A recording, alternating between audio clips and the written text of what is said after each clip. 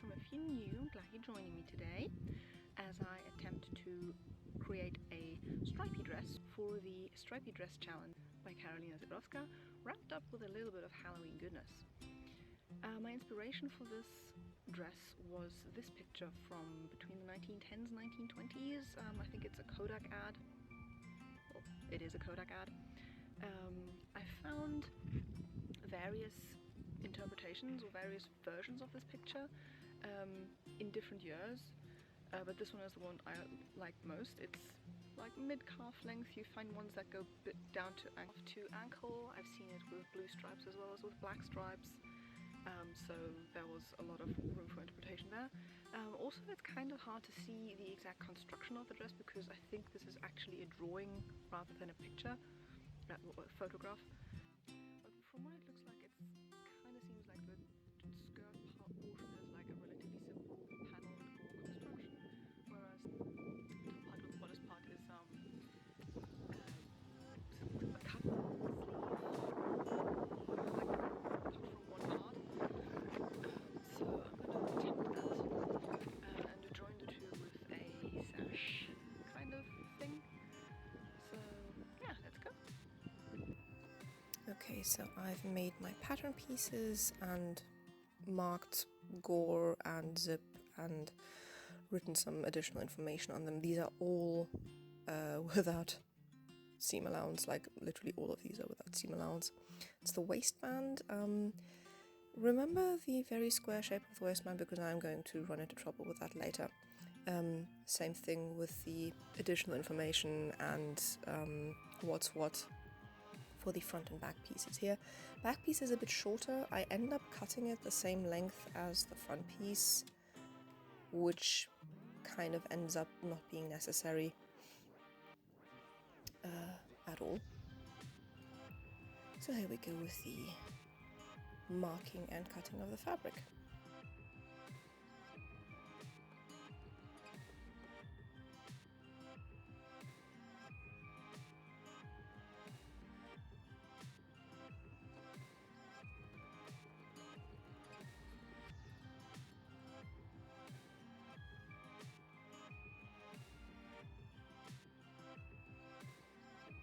So we've got all of the fabric here, I'll lay it all out.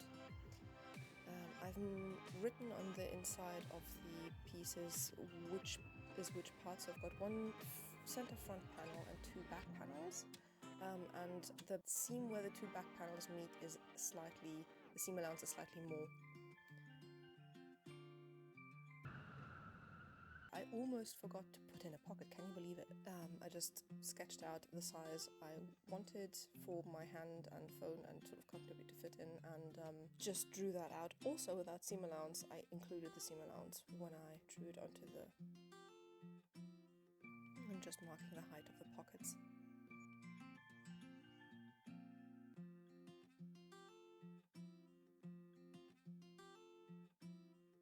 What I'm doing is actually I'm transferring the pattern size and shape and the lines onto the inside of the fabric as well, because I drew the shapes out on the front of the fabric so I could get the patterns to kind of align, which sort of worked, but I was sewing from the inside obviously, so I kind of needed to mark up the pattern on the inside so I could see where I was sewing.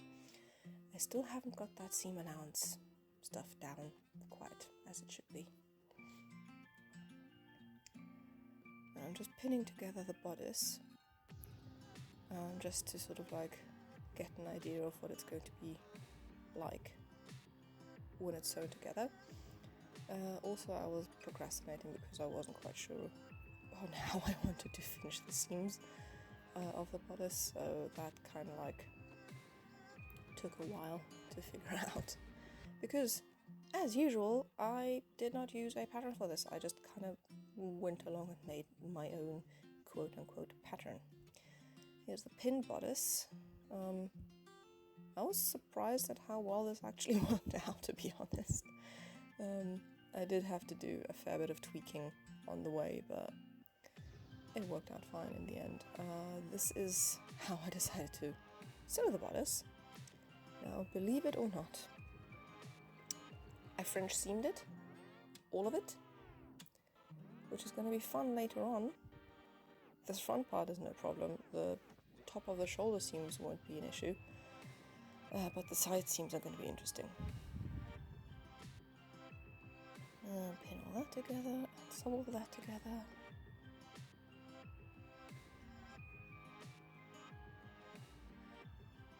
So.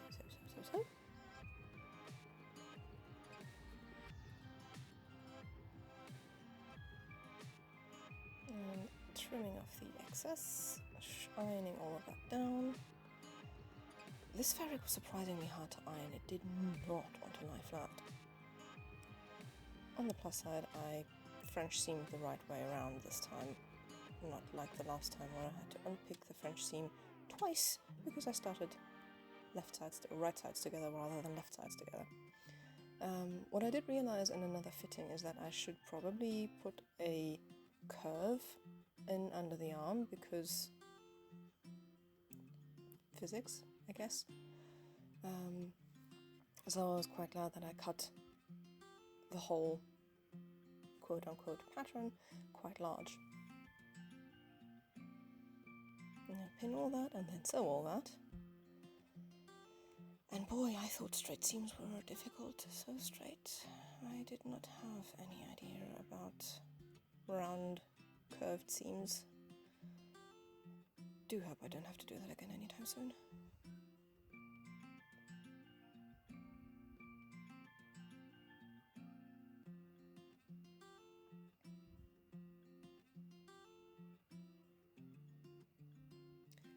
And we're back to sewing straight seams, which is nice.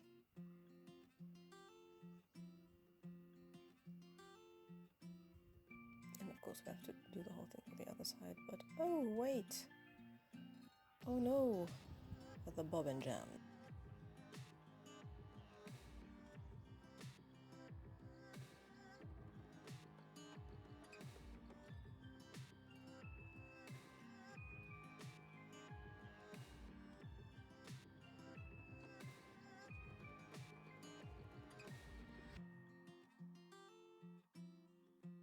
And we're back on track.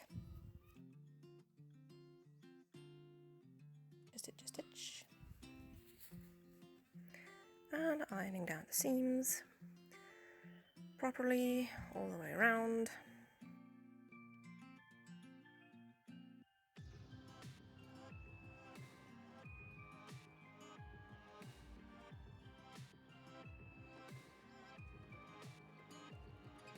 Getting French seams to sit right isn't the easiest thing, especially when you're doing it around a corner or curve.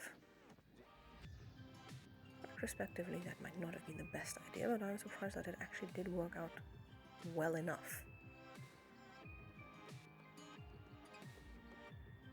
Pinning all the thing down, then sewing the thing. Ah, but wait, I had an idea. Instead of using my normal foot with the wider seam, I'm going to use my zipper foot to give a narrower seam. And that worked surprisingly well, especially around the curves.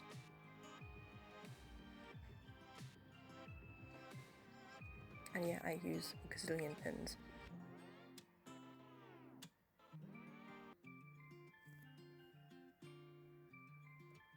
Slowly edging around the corner.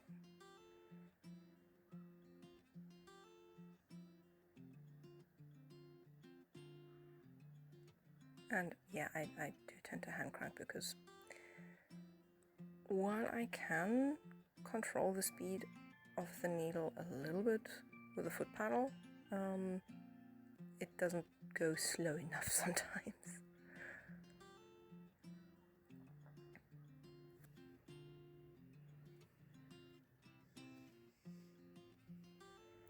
And now we're marking up the spaces for the pockets.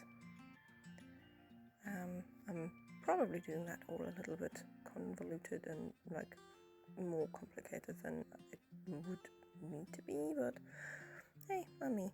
I'm gonna do me. And pin that together. And sew it all up.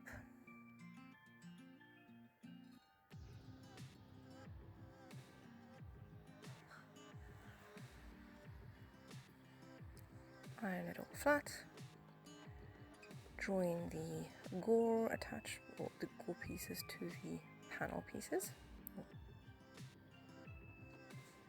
drawing the pocket edges together. And this is to like a kind of tape.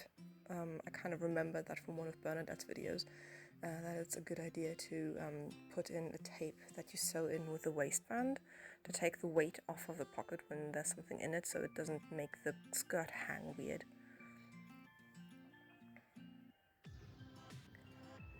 Iron and sew and stitch and sew and pin and sew more and all of the things.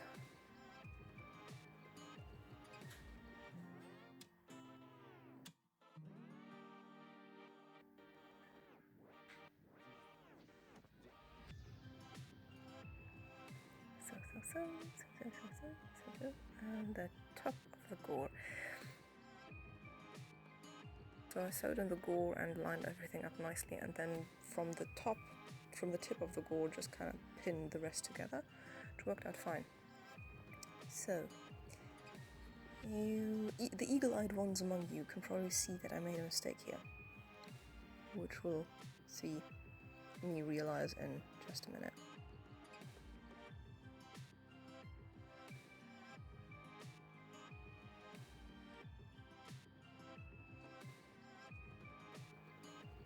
I sewed the wrong sides together. Yeah, the waistband would need to go on the outside. I would need to sew right sides together. So the seam is on the inside, so we seam rip, we pin again, and we stitch again.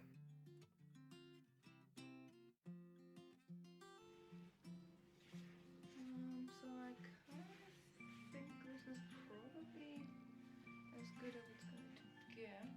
I might just put some dots in here to get it a little bit sort of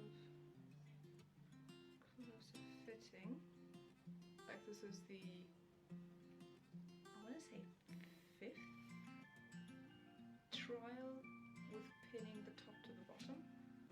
I kind of like the way the skirt folds. It's kind of, it's very sort of fit and flare. And I hate that I didn't quite get the pattern matching, but hey. And we're back to sewing the top to the waistband. This time, actually, the right way around. So, looking at the back part, and as you can see, it's not quite even, but good enough. So now I'm going to be truing up the neckline a little bit up here. So let's go do that. Yeah, I kind of just picked one of the sides that I liked better. Kind of like the slantier one, so it's not super deep in the neck, but it's deep enough. And I just folded that over and marked it and pinned it. The zip with the neckline had to be a bit deeper, so I kind of like opened up the bottom of the zip. But I procrastinated doing the zip by first of all doing the binding on the sleeve cuffs. And again, you can see the kind of mistake I made here.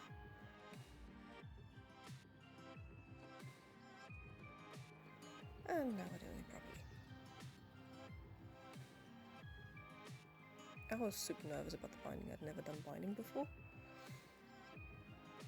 And cutting the neckline, which I was also super nervous about.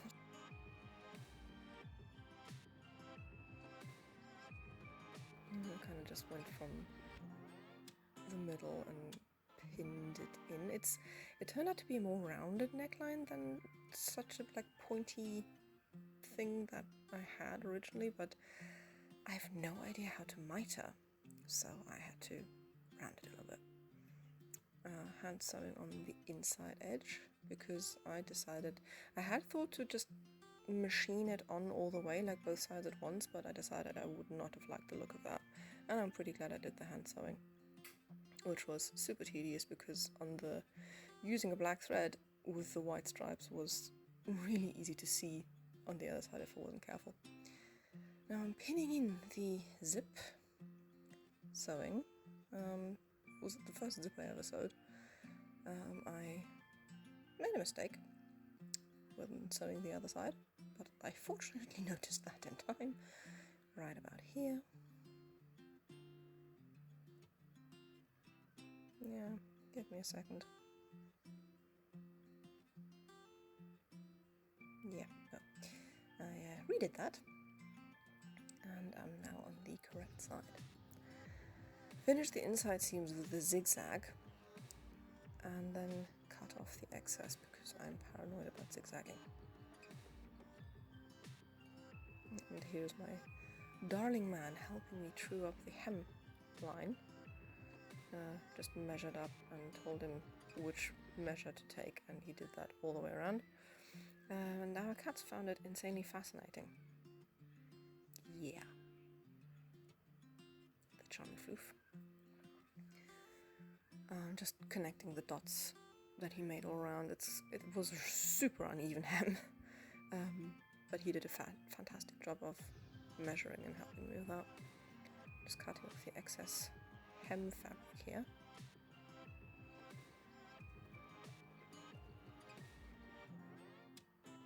Maybe a little bit unorthodox method, but it worked. Pinning on the binding. I was also nervous about this binding because it was basically one long corner to sew, or one long bend to sew around, which had me a little bit, shall we say, edgy. And I pinned the wrong way around, which made the whole thing. Yeah.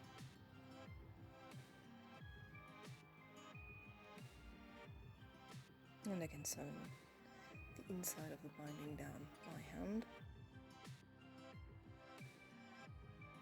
And here's the final product.